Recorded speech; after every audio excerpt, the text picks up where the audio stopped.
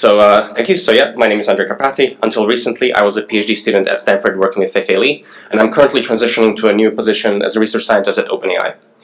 So in this talk, I'll try to get you excited about problems in the rapidly growing area of connecting images and natural language. So what do I mean by this exactly? Well, consider first the domain of all visual information that contains all the possible images, all the possible regions, really any array of pixels. And then consider the domain of all possible natural language utterances. When I talk about connecting images and natural language, I'm really talking about finding mappings between these two domains. That is, given any array of pixels, we would like to find natural language utterances that describe that array of pixels, or conversely, given any utterance, we would like to either retrieve visual information that depicts the described concept, or if we're feeling ambitious, maybe we want to also try to generate images de novo based on the description. So just to make this more concrete, consider an example. Humans are very good at this mapping. So when you and I look at this image, it feels very effortless to describe all of its aspects. So say there's a man sitting on a red bouncing ball, or there's a person sitting on a chair and eating a sandwich, or we see that there's a black bag on the floor, or that there's a door handle, or something like that. In this talk, I'll try to argue that we should strive to endow computers with the same ability. And if you're like Jackie Chan here, you might be wondering, why is this a good idea? So, in fact, I believe that there's an entire pile of reasons for why we would want to do this. And for the purposes of this talk, I'll cherry pick a few that I find particularly compelling. So as a first reason, I would like to argue that the ambition to connect these two modalities actually goes back all the way to the beginning, when the field of artificial intelligence was born. Arguably, this was around 1950, when Alan Turing published this document where he ponders whether a machine can think. And this is also the source of the famous Turing test. Now, in this document is very interesting, but there's a paragraph in the conclusion that I find particularly interesting, and there's a sentence there that, and in this paragraph, basically, Turing is pondering how we can achieve such a machine that can think. And as one of the possible approaches towards this problem, he suggests that we should build a machine and that we should endow it with sense organs so that it can perceive the visual world around us, and that we teach it to understand and speak English. So presumably we can talk to it in natural language, we can point out things in the visual world and teach machines, similar to maybe how we teach children what the world looks like and what it's made up of and so on. And these kinds of sentiments of seeing the future of AI as machines that we can talk to in natural language is echoed many times throughout artificial intelligence research. Maybe another pointer that I really like is from 1970s. This is work of Terry Winograd at MIT, who worked on a program called Shrewdlu. I encourage all of you to look at this and at his PhD thesis because it's really inspiring. Here we have a very capable machine intelligence, but in a very narrow domain of blocks rolled. And so this is a blocks world. You can manipulate blocks around, you can move these pyramids and blocks, and you talk to this machine through this dialogue system where you can give it commands to execute in this world, you can ask it questions about this world, it manipulates this world, it can introspect and explain why it did certain things. You can also teach it about new concepts, so you can define new concepts. You can tell that a steeple is made up of two blocks and a triangle, and then it will understand that, and so on. So you can really have very sophisticated dialogue with this machine through natural language interface, and it's all grounded in this visual, in this particular physical instantiation of the world. So in that sense, I would argue that connecting images and language is really a stepping stone towards AI, as we had imagined it for many decades. Second, due to the recent availability of data, due to the huge amount of compute that has recently become available, due to algorithms that we've developed, especially convolutional neural networks, and the huge amount of infrastructure that we've built for ourselves, we have managed to push visual recognition performance down to quite low levels. So here we're showing ImageNet top 5 error over time, and we see that we're doing really well. In fact, we're doing so well that we're basically in the vicinity of human performance. I know something about this comparison. And so we're roughly at human level performance for recognizing these categories in images, and in some cases even surpassing human performance on some of the fine-grained categories like species of dogs and so on. And so we've really done extremely well over the last few years, but I would like to argue that if you are considering visual recognition as a, say, question on a test, then really most of what we're doing so far is either asking true or false questions when we train binary classifiers, or asking multiple choice question when we train a softmax classifier to categorize images into categories. And so I'd like to suggest that the next natural step in this evolution is to convert visual recognition into a short answer question. Just describe what you see. Okay? So in that sense, I would like to argue that connecting these two modalities is a yet unsolved problem, and that it's a critical next frontier in computer vision, as we try to push ourselves into new domains and become more ambitious about what we can achieve in visual recognition. Third, I would like to argue that natural language is actually quite a beautiful label space to work with. First, it's extremely rich. You can express a lot of things in natural language. You can talk about objects, about their attributes, about actions, about relationships. Not only do you have a lot of primitives available to you in the form of words, but you can compose them arbitrarily in these recursive structures. It's a beautiful, rich label space. Second, people are already fluent in natural language. And so if we were to build our models such that they can consume and operate over this API of natural language, then there would be no need for arbitrary translation pipelines that go back and forth between language. So for example, if I have a query that I'd like to search in my photo collection for something specific, then every one of us is already fluent in natural language. It would be beautiful if we could just consume that instead of having to process it into some number of classifiers that we have to run over some images to get the answer. So instead, we'd like to just treat this as a first-class citizen and really build models that can consume and work with this input directly, or treat it as an output and produce these kinds of descriptions directly and interact in a very natural ways with humans. Third, natural language is pervasive. You and I, we all talk in natural language, and so we've actually encoded a huge amount of knowledge about the world inside this encoding, and we put all of it up on the internet. So we have Wikipedia, books, and really the internet is a huge repository, a treasure trove of knowledge encoded in natural language. And so if our models were capable of dealing with this domain as, again, a first-class citizen, then a lot of interesting applications would unlock themselves.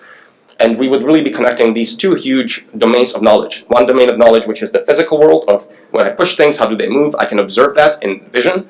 And really the second huge domain of knowledge, which is more semantic, that we encode in natural language. And so we can map between them. As a concrete example of this, perhaps, consider reading a description of a camel in Wikipedia.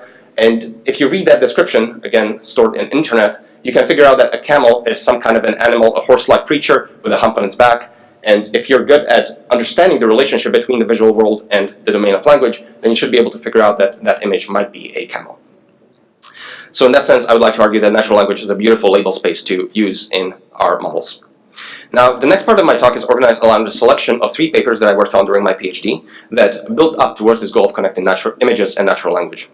So first, I'll tell you about matching images and sentences, then about generating sentences from images, and then about dense captioning. This is a paper that we've introduced in this CVPR 2016, where we're not just generating a single sentence, but we're both detecting and describing everything in a complex visual scene. And so I'll tell you about these 3 projects briefly next. So first, matching images and sentences. Here's the concrete problem statement.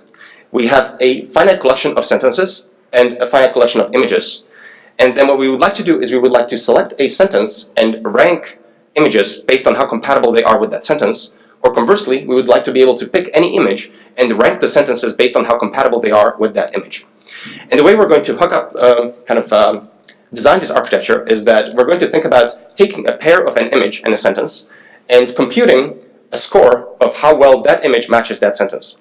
And so we have to figure out kind of 3 basic blocks here. How do we process the images? How do we process sentences? And how do we compare objects across these 2 modalities? So to process the images, and just a brief mention that since we are in a deep learning workshop, of course, the way we approach this problem is we think about end-to-end learning, and we're trying to design a single differentiable function that maps an image and a sentence to a single number telling you how compatible they are. So to process the image, of course, we're going to use a convolutional neural network, which looks at the image and gives us a vector v describing the appearance of that image on a high level. Now, to process the sentence is slightly bit more tricky because sentences are variably length, unlike images. So sentences can have some different number of words in them, and we'd like to encode these sentences into a fixed vector s, similar to what we did with images, so that we can later easily compare objects across these 2 modalities. So the problem is, how do we encode variably length sentences into fixed-sized vectors that summarize their content? So you can think about several simple approaches. For example, in the bag of words approach, we would assign every single word some kind of a vector that we're going to learn, a word vector, and then to encode the entire sentence, we could, for example, do a sum or an average across the sentence. And that's not ideal, of course, because we're losing some of the long-term relationships in this sentence. You could extend this and use a bag of use n-grams, so we can encode 2 words at a time. But again, you're losing some of the long-term relationships in this sentence. So in this particular paper from 2013, that I worked on with Richard Socher, we developed a recursive tensor neural network that processes a sentence encoding in a hierarchical fashion based on a dependency tree parse of that sentence. So we start off at the leaves, and we have word vectors for all of our nodes. We use dependency tree parse to extract the tree, and then we have a recursive merging function that has some parameters w that recursively merges the representations until at the very end you have a root. At the root you have a single vector that is a function of all the words and also all the relationships of words in that sentence. So this is one of only many possible approaches of encoding sentences. In practice, you'll see, for example, recurrent neural networks could just go linearly over the line, over the sentence, and just go chunk, chunk, chunk, and at the end, you could take the hidden state vector of the RNN, and that's your sentence description, or you could average all the hidden states of the RNN, and that could be your sentence description. There are many ways of encoding a sentence in a single vector. So at this point, we have a vector v summarizing the image and a vector s summarizing the sentence, and now we'd like to compare these two objects across these two modalities. The simplest way that also works well is to just simply take an inner product. And so the way to interpret this is, or at least one of the ways, is that we're embedding both images and sentences into a common multimodal embedding space. And we're thinking about arranging this space so that images and sentences that correspond point in similar directions. One concrete way of seeing how this might work is that, for example, one of the dimensions of v could correspond to whether or not there are fur textures present in the image, and the corresponding dimension of s could correspond to whether or not dog or some other fur-like creature was mentioned somewhere in the sentence. And so therefore, if both of those dimensions are either both positive or both negative, then they will interact positively in the inner product and increase the score of your match. And conversely, if only one of them is present, then you will get a negative interaction in product, and you'll decrease the score. Now, of course, during training, we don't just consider a single image-sentence pair. We'll actually consider an entire batch of images, an entire batch of sentences, and we're going to pairwise evaluate our network on every one of these. And so we end up with this 2D matrix of scores between images and sentences. And of course, we'd like the numbers along the diagonal here in green to be high, because these are image-sentence pairs that correspond, and the numbers off diagonal to be low, because they are ones that do not. And so we can encode this into a loss function, and I'm not going to go into full details due to time constraints, but we can encode this intuition in a loss function, and once we optimize this function, only the diagonal numbers will be high, effectively, around the training set. So we train this end-to-end on image-sentence datasets. Just to give you an idea about image-sentence datasets, these are some of the ones that people use. Especially MS COCO has become very popular recently. So in MS COCO, you have on the order of 100,000 images, and every image is described with 5 sentences. And these sentences are written by Amazon Mechanical Turk workers. So notice, by the way, that Microsoft COCO has about 100,000. ImageNet has 1 million images. So we're data starved when we work with images and sentences right now, unfortunately, and we need more data, I believe, to actually get nice results in these domains. Here are some examples from this particular model that I presented. I'm not going to dive too deep into them. Here we're taking an image, for example, a test image, and we're looking at some finite set of sentences and testing their score and sorting by it. And I'm not going to go into details here because this is actually 2013. So this is pre-AlexNet computer vision, where here we use, I think, the autoencoder from Quackly that they trained at Google at the time. But presumably now with state-of-the-art residual networks, this would work much better. I'd like to briefly point out that I've worked on top of this framework with some more recent work from last year. So in particular, this is a project from CVPR 2015, where we are still in the same setting, but the way we compute image-sentence score match is slightly different. We're not forcing every image to be a single vector and every sentence to be a single vector. Instead, we're encoding both of these objects as a set of vectors. And I refer to these as fragments. So we break down the images into fragments, in this case object detections. We break out sentences into fragments, in this case words. But these words are all enriched by context, and that context is mediated by these recurrent connections in the bidirectional recurrent neural network. And so we end up embedding fragments instead of entire images and sentences, and then we end up comparing fragments instead. And we compute the image sentence score as a function of these fragment scores. What's nice about this is that this model works much better. It also makes much more sense, and it also gives us interpretability. And of course, I jumped over many details of this architecture, but I just want you to get the high-level idea.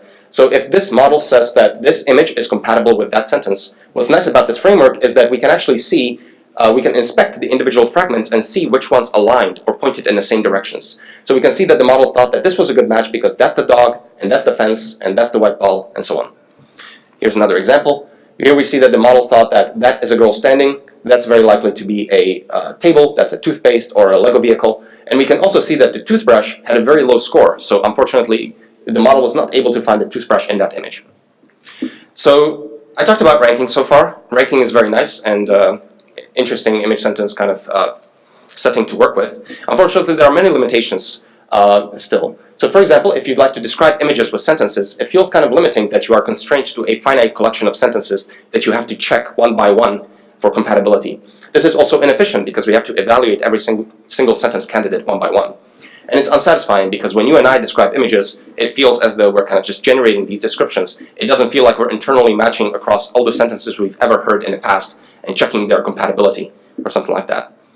So in the second project, I'll talk to you very briefly about directly generating these sentence descriptions for images. This is image captioning, and I assume many of you might be also familiar with this. So I'm going to skip through this relatively, well, I'm not going to skip through it, but I'll work through it rather quickly, I suppose. So in this case, we're trying to go from an image to a sentence, and we'd like to generate this description. Now, several pioneering approaches have been developed in this case before last year. But a lot of these approaches rely on fixed templates, such as this one, where you would do object detection or attribute classification, and you would do a fill-in-the-blanks kind of task. So they were very explicit methods. And so as of last year, we looked at this problem, and we were thinking much more in terms of end-to-end learning, and how can we define a differentiable function from the image, the raw input, to the sentence, the raw output. And so, of course, we're going to use a convolutional neural network to process the image, but the latter part was not as obvious. In the case of image classification, you just have a finite collection of categories, and you can just have weights for them, and you predict the one that is most likely. But if you'd like to predict a sentence, it's not quite clear how you can have a single kind of differentiable architecture that can predict a variably sized output in number of words. And so we looked to, it turns out that we can look to natural language processing for inspiration on how to tackle this problem, where language modeling is a very common task. And so really what we're trying to do here is we're trying to have a distribution over sentences. And since you can factor a joint into a product of marginals, we see that we can represent distributions over sentences by modeling the probability of a word conditioned on all the words before it. So that's a probability distribution that we'd like to model. One of the state-of-the-art approaches to modeling this distribution is to use a recurrent neural network. So in a recurrent neural network, we'd be feeding in these words, and we'd be predicting vectors at every single time step that give us the distribution over the next word in the sequence.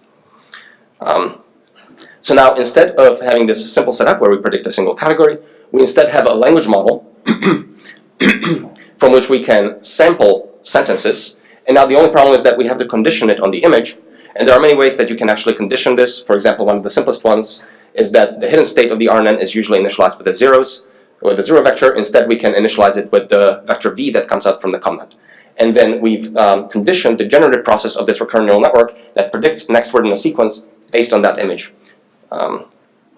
We train these models on the same image sentence datasets that I've already shown you, and we get some pretty results that I'm not going to go too deep into. I'd like to cherry pick on one result because I think I've looked at many of these results before, and I have some kind of a summary statistic of how this works.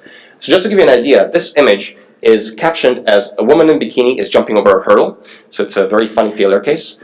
As you might imagine, this sentence does not occur anywhere in the training data. The model has generated it, and it has never seen this sentence before. And this kind of highlights how these models work, at least according to what I've seen so far, is that these models have these kinds of templates that they've learned, like a noun in noun is verb in noun, and then they look at the detections in the image and they kind of slot them in.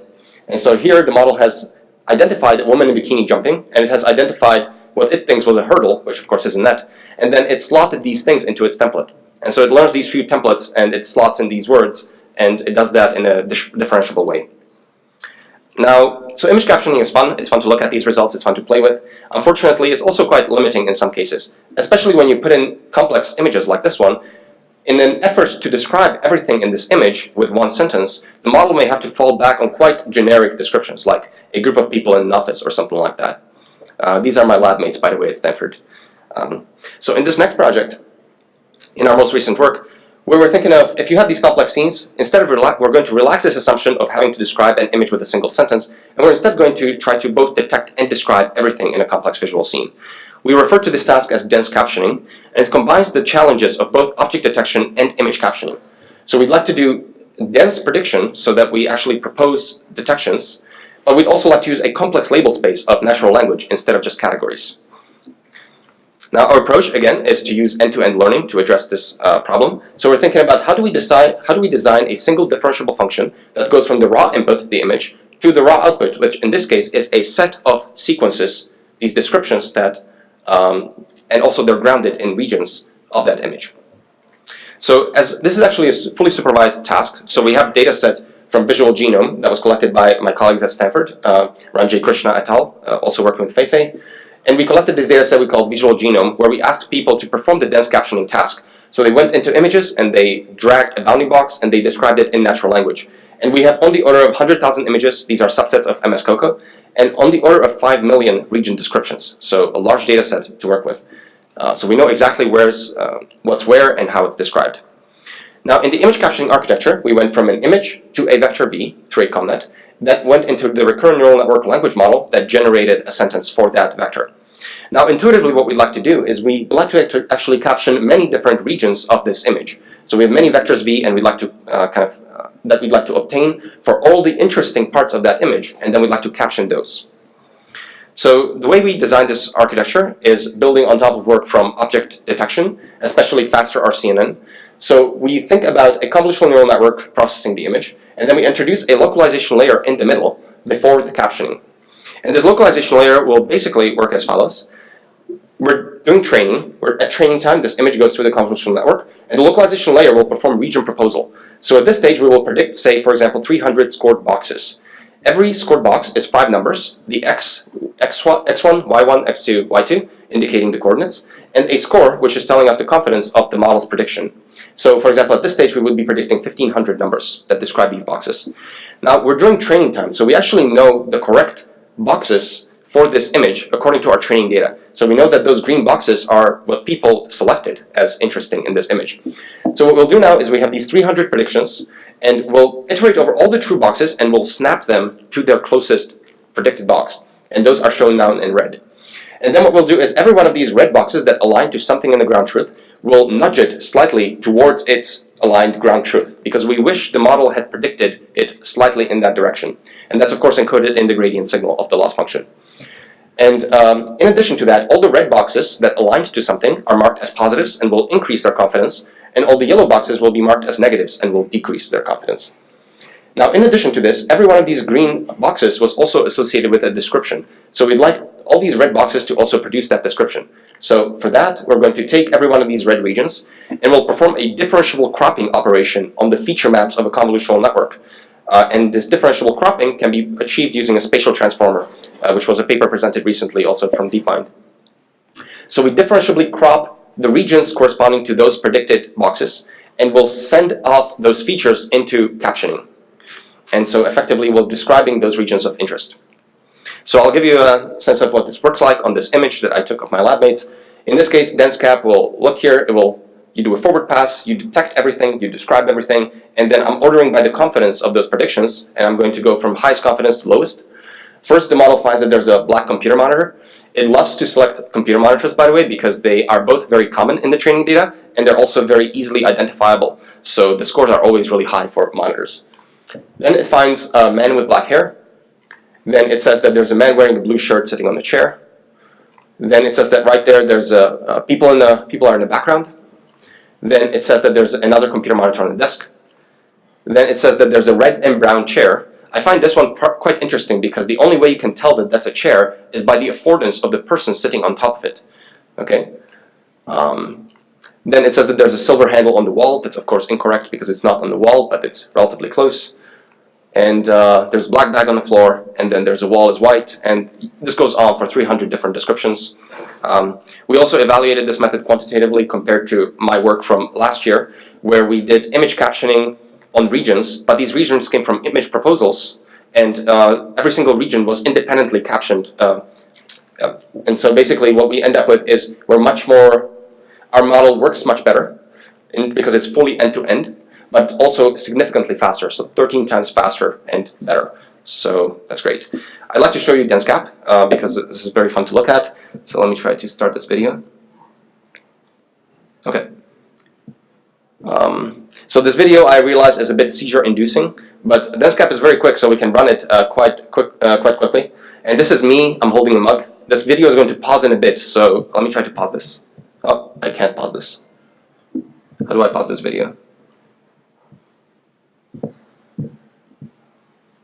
Okay, my apologies. I don't think I can. Sometimes it allows me to pause, and today it decided that there's no pause button on my screen, so which is going to, it pauses once in a while, but I don't have explicit control over it. So here what's interesting is that I have my mug in front of me, and it finds everything. It says that there's a man in a blue shirt, and it says that there's a red and white logo on a shirt. And so it thinks that my mug, which I'm holding near me, is a logo on my shirt, which I thought was really interesting. Here it says that this is a red and brown bear, which is quite close to a red panda.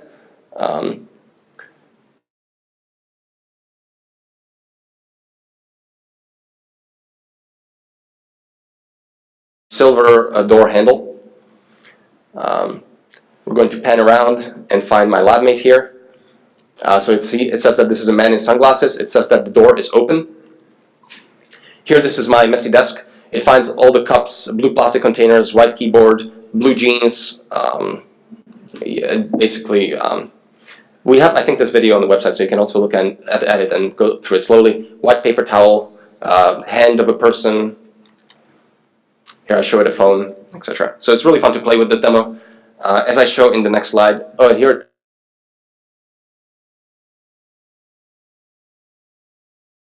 it says it says mouth of a, it says head of a man, and then it says eyes of a woman, which I thought was hilarious. So DenseCap is available on GitHub. This is written in Torch. All the code for training is available. The pre-trained models are available, and this webcam demo that I showed you is available, so you can run this for yourself, and you can really play with it and debug it. I'd like to also point out that we can do captioning, and it's fun to look at, but also something very important and interesting application-wise is to do the converse task of you give me a region, you give me a description like a head of a giraffe, and I go off into a large collection of images and I find regions that that could be heads of giraffes in this case. So this is a retrieval setting. For example, if we go into a test set of MS Coco and we look out for head of a giraffe, the way we process these images is we take every one of these test images, we forward it through, we get our proposals, but instead of captioning, we instead take our query, head of a giraffe, and we go over all our proposals and we test how likely each would have been to generate head of a giraffe. And so in particular, DenseCap thinks that this region would have been very likely to generate head of a giraffe. And it comes from that small region, etc. These are white tennis shoes, so these are all correct in this case. These are the top, I believe, 8 from the test set. Here, it's hands holding a phone. In this case, we have 2 mistakes. We have, this is some kind of a controller, and this is a digital camera. And then we tried to debug it quite a bit, because so we can test for arbitrary regions, arbitrary descriptions. So we tried something like a front wheel of a bus, which we thought would be difficult. And it turns out that the model has no idea about what's a front or back or a middle. So it just retrieves wheels of a bus, but it really does not understand a front or back of a bus, unfortunately. Okay, so I told you about 3 projects that I worked on that built towards connecting images and language. So I told you about matching images and sentences, about generating sentences, and I told you about dense image captioning. What I'd like to do now with the remainder of my talk is try to distill some takeaways of how this area is evolving more generally. What are the kinds of interesting directions? What are people doing? What are some interesting modeling paradigms that people are adopting for tackling these problems? So first of all, I would like to talk about evaluation innovations, or actually lack thereof. This is kind of a problem. So in image captioning, we're producing the sentence, and that's a candidate description of that image. Now, we are given also 5 reference descriptions written by humans, and what we have to do now is we have to compare our prediction to the sentences that were written by humans. It turns out that this comparison is actually highly non-trivial to do automatically. And so we have different automatic methods for this, like Meteor, Cider, and Blue scores. But unfortunately, they don't work very well. And so one way you can see this is that you can look at the leaderboard of the Coco Image Captioning Challenge, and you can see that lots of methods do extremely well according to our automatic evaluation metrics, and humans, which you think should be really good at captioning, are actually at number 16, all the way roughly halfway down the list. So, but when you take human descriptions, when you basically do a human evaluation where you ask people which descriptions they prefer, by a large margin, they prefer descriptions written by humans. So that tells us not any of these methods that we're currently working with. So what that tells us is that our automatic comparison methods, evaluation methods, are broken. We need to fix them. And humans, ideally, should be very near the top of this list.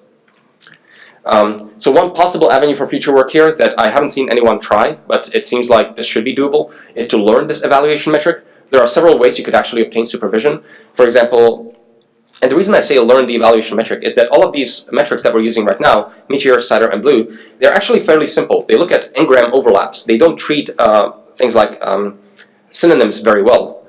And so I think there's a lot of opportunity for training this metric, either, for example, saying that all these descriptions written for a single image are very close, they should be close compared to all the other sentences, or we can use maybe some human judgments as direct supervision. I'm not 100% sure, but it's definitely something we have to address and think about going forward. I'd like to also talk about dataset and task innovations of how what people are doing in this space. So first, as I briefly mentioned, there's the visual genome dataset, which has descriptions not just for the full image, but also for regions. So we have so we can do things like dense captioning. So that's one dataset or a task that we can use going forward. There's also an interesting project called Visual Mad Libs. This is similar to image captioning, but it's a more structured form of image captioning. You're not getting the model to just say arbitrary things about images, you're constraining it with these templates where the model has to fill in the blanks. And what that allows is for easier evaluation. More fair evaluation, perhaps. And so you're still dealing with interesting image sentence problems, but the evaluation perhaps is a bit easier.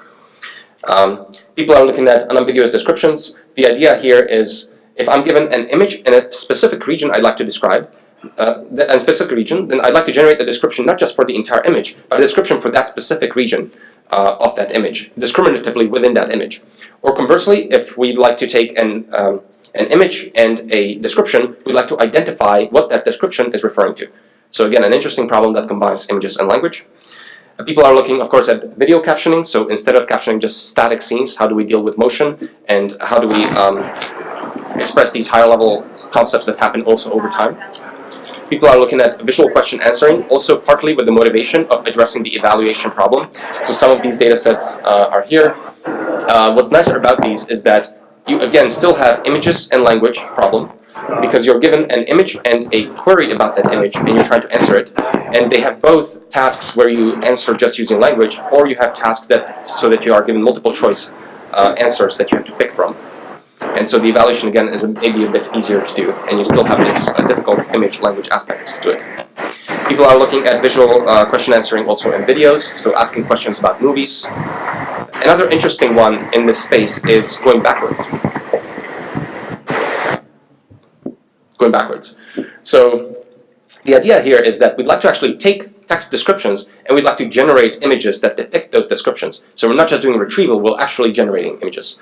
And so we have some interesting work recently building on top of the draw generative model developed by DeepMind roughly a year ago, where we are basically conditioning this generative model on these descriptions and generating these small images. Right now these are fairly small and it doesn't work extremely well, but I think there's generative models are evolving quite quickly and they're becoming much, much better very quickly. This is also building on top of a generative adversarial network, so you're given a description and you generate these images. And again, this is early results, but I think this is very encouraging. And it's definitely possible that within the next few years we'll be able to take arbitrary descriptions and generate indistinguishable images or even entire movies. I'd like to think that you could have entire movies or TV shows on demand just by describing what you want or something like that, while just retrieve things and build them by hand. Okay, now I'd like to talk about modeling innovations in terms of how people address these problems and what are the kinds of paradigms that people work within. So first, we're seeing that sequence-to-sequence paradigm is quite successful. Sequence-to-sequence was first developed in the area of machine translation in Sutskever et al., where they think about machine translation as just a sequence-to-sequence problem. For example, we take a French sentence and we read it one word by one word with a LSTM encoder, and we generate a single vector at the end of this, which is the hidden state of that LSTM encoder, that summarizes that source sentence. And now we have another decoder that is trying to produce its translation in English, starting from that vector. And so this pipeline, this kind of model, has been adopted in both VQA and also in image captioning. So Oriol Viniel's paper of image captioning from last year is actually a sequence-to-sequence model. In fact, a fun story about this is that this code base, this was done at Google, so the code base they used for neural machine translation was just ported over to image captioning. And instead of having French to English, they swapped out the French and they piped in this new funny language of images. And really, for the purposes of that model, images are just another language that happens to always, all of its sentences are just a single word that somehow represents the image. And that works, and Oriol's model is actually one of the state-of-the-art models in image captioning. So it's interesting that you're able to repurpose these models so easily to very different tasks. And we've seen these in VQA. People are playing with a lot of attention mechanisms, especially soft attention. This again comes from machine translation literature, where we have this French sentence going to English sentence. With a soft attention mechanism, you're allowed to, while you're decoding the English sentence, so your LSTM is producing one word at a time, you're allowed to, at every single time step, reference back to your source sentence, to the French sentence, through this attentional mechanism where we can pay attention selectively to different parts of the source sentence. This allows you to not have to remember the source sentence in your hidden state, and it allows you to focus on generation because you can always refer back to the source sentence. So this is quite powerful and has been used in image captioning as well. So in the image captioning, this was a paper from last year, where at every single time step where they're decoding a word of the description, they refer back to the image, and they have these soft attention maps over the image while they're of what the model is paying attention to as it's saying different things about the image. So effectively, the model looks around the image as it's describing it. So we've seen a lot of visual soft attention also in VQA space. Also in video captioning, we're seeing very similar architectures, also building on both sequence-to-sequence paradigm and also on sequence-to-sequence with soft attention. There's another paradigm of hard attention that hasn't seen as much adoption yet. Part of it is because it's much more tricky to actually optimize these models. So in hard attention, instead of having a soft distribution over what you're paying attention to, say in the source sentence as you're transcribing it to English, you instead, or say in the image captioning scenario, instead of having a soft attention mask over where you look while you're describing, you actually commit yourself to specific regions. And the problem with that is that that's not a differentiable operation because you don't know what would have happened if you had paid attention somewhere else. And so you can actually optimize this using policy gradients. Effectively, what that amounts to is you do it through sampling. You think about having a policy that emits where you look next. And then effectively what happens is that you have a stochastic policy that samples where you look next. And then whatever ends up working well in terms of describing images will be encouraged later. I had a blog post on this recently where I tried to give a gentle introduction to policy gradients. So if you'd like to know more about this, perhaps check out my blog there. One other paradigm I wanted to mention very briefly is, and this one I find particularly interesting and is maybe the most recent, is this work from Jacob Andreas and colleagues at Berkeley on dynamic neural module networks paradigm. Okay, and basically what we're doing here is I find this very interesting. We're in a VQA setting, and we're given basically an image and a query, and we'd like to answer that query. And this query is given in natural language, and what this approach does is that it reads this query, and then it effectively compiles a program for answering that question. So there's one network that does this compilation step of coming up with a structured program that needs to execute in order to compute the answer. So it's a very interesting interpretable kind of approach. And these execution graphs are made up of these nodes, these modules, and every one of these modules is a small neural network that we all train. So there's basically, we have this execution, we have this compilation step and an execution step. They involve neural networks, and we train everything. And so in this case, as a specific example, we have the question, what is in the sheep's ear? And this model decides that it has to find a sheep, it has to find an ear, it has to apply the AND operation to the attention masks received by running those two modules, and then it has to use the describe module, which is also a neural network, on the output of that attention mask that comes from the AND operation of those two attention masks. So you really think about it in these terms of programming languages, and it's quite fascinating. And I think this is really exciting work for going forward. And okay, and the last kind of paradigms I wanted to talk about is in the context of generating images based on textual queries. We're looking in generative models. There are basically three rough paradigms that people are playing with. This is in the context of variational autoencoders, in context of autoregressive models like pixel RNNs, and in context of generative adversarial networks like GANs. And so all of these are approaches that are currently being developed for generating images. And once these work well, we can condition them on sentence descriptions and generate really nice results. So in summary, I wanted to argue in this talk that connecting images and natural language is an exciting area. We should fix evaluation. I talked briefly about the major paradigms that people use to address problems in this area. And one interesting, maybe fun takeaway is that if you want to do well in computer vision, you should pay attention to what's happening in machine translation. It's kind of interesting that we've seen this convergence, really, of approaches in many different areas of artificial intelligence. It used to be the case that I was not able to read speech recognition papers or machine translation papers. But over the last few years, everything has kind of become large neural networks, and now we're able to read each other's work and build on top of it. So that's quite exciting. And as a last slide, just to self-promote here very briefly, this is a web page that I built called archivesanity.com. And basically there's a huge amount of work out there on archive, and it's kind of hard to find, go through, and sort through. So in a lot of, when I try to kind of distill some of these paradigms and so on, I find this website very helpful. I built it original for myself, and then I shared it with others.